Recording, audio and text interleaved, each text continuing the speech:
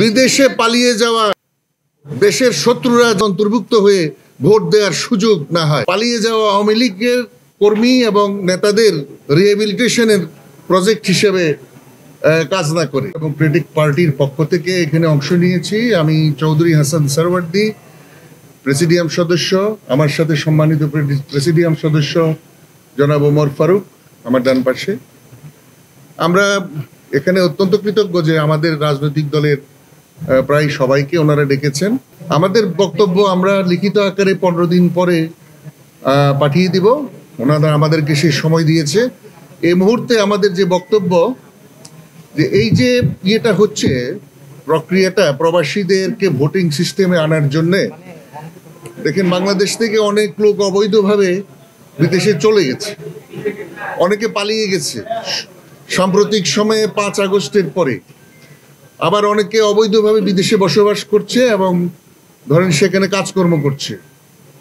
তো পুরো জিনিসটাই যে এই যে ভোট প্রক্রিয়া, ওর কাছে তো একটা আইডি কার্ড আছে, ভোটার আইডি কার্ডও আছে।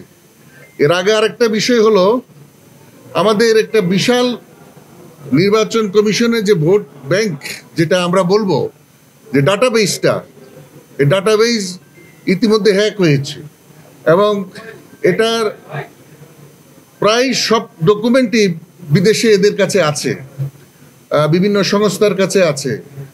তো এরকম একটা অবস্থায় যারা পালিয়েছে বা পলায়ন করে বিদেশে অবস্থান করছে, বাংলাদেশের বিরুদ্ধে তারা অবস্থান নিয়ে বর্তমানে আমরা গণতান্ত্রিক যে পরিবেশ ফিরিয়ে আনতে চাচ্ছি সেটার বিরুদ্ধে তারা অবস্থান নিয়েছে।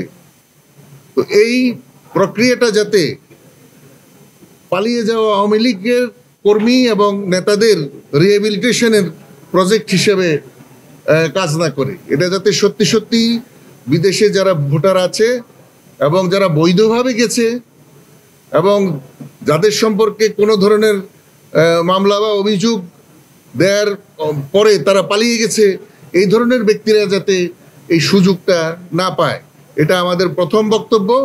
দ্বিতীয় হলো, এই যে প্রক্সি সিস্টেম একটা ওনারা সাজেস্ট করেছেন, মোটামুটিভাবে সেটা হতে পারে। আর টেকনিক্যাল যে সকল বিষয়গুলো আলোচনা হয়েছে, এর আগে তো ধরেন ইভিএম মেথড ছিল, আমরা সেটার উপরে বিশ্বাসযোগ্যতা আনতে পারিনি। তো আগামীতে যে টেকনোলজিক্যাল যে সকল বিষয় ওনারা সাজেস্ট করেছেন বিভিন্ন সংগঠন থেকে, অত্যন্ত ভালো, কিন্তু কথা হলো এত অল্প সময়ের মধ্যে এটাকে করা অসম্ভব এবং তারপরে করে যাচাই বাছাই করে সেটার উপরে আস্থা আনা, সেটাও আরো অত্যন্ত সময় সাপেক্ষ ব্যাপার। তো এই যে বিষয়টা, এটা মনে রাখতে হবে এবং সেই জন্যে সময় ক্ষেপণ করে নির্বাচন প্রক্রিয়াটা, নির্বাচনের জন্য যে একটা আশা আকাঙ্ক্ষা জনগণের মধ্যে জাগ্রত হয়েছে যে একটা নির্বাচন খুব শীঘ্রই হবে, ডিসেম্বরে হবে বা তারপরে 2-1 মাসের মধ্যে হবে, সেটা যাতে ধূলিসাৎ না হয়, যে এই সব কিছু সংস্কার হতে হবে, করতে হবে, অনেক দিন সময় লাগবে, সেটা যাতে না হয়। আমরা আশাবাদী যে আমাদের অন্তর্বর্তীকালীন সরকার এই বিষয়গুলো দেখবেন। আমরা আমাদের যে মন্তব্য, আমাদের যে বক্তব্য, আমাদের যে সুপারিশ, সেটা সময় মতো নির্বাচন কমিশনে পাঠিয়ে দিব। আমরা টেকনিক্যাল বিষয়ের উপরে প্রথমে আমি বলছি যে এটা সময় সাপেক্ষ ব্যাপার। এর আগেও ইভিএম দেখেছি, তো এটার উপরে এই মুহূর্তে না বুঝে আস্থা নেওয়া, এত অল্প সময়ে যেটা যাচাই বাছাই করার প্রয়োজন আছে, সেটা আমার মনে হয় না এটা খুব একটা গ্রহণযোগ্য হবে।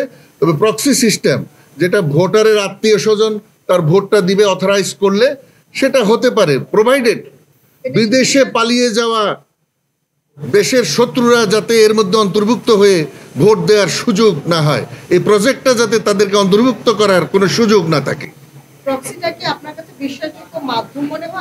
হতে পারে যদি সেটা যথেষ্ট কেয়ারফুলি করা হয়, সেটাতে যদি যথেষ্ট আস্থার সংকট যাতে না থাকে, পালিয়ে যাওয়া যে সকল লোক আছে, শত্রু, আমাদের মনে করেন সন্ত্রাসী, বিভিন্ন ধরনের অপকর্ম করে খুন, গুম, এসবের সাথে জড়িত ব্যক্তিরা পালিয়ে গেছে, ওর কাছে তো ভোটার আইডি কার্ড আছে।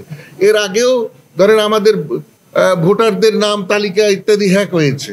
তো এরা তো যে কোনো সময় এগুলোকে ম্যানিপুলেট করতে পারে। এই বিষয়গুলো খুব কেয়ারফুলি হ্যান্ডেল করতে হবে।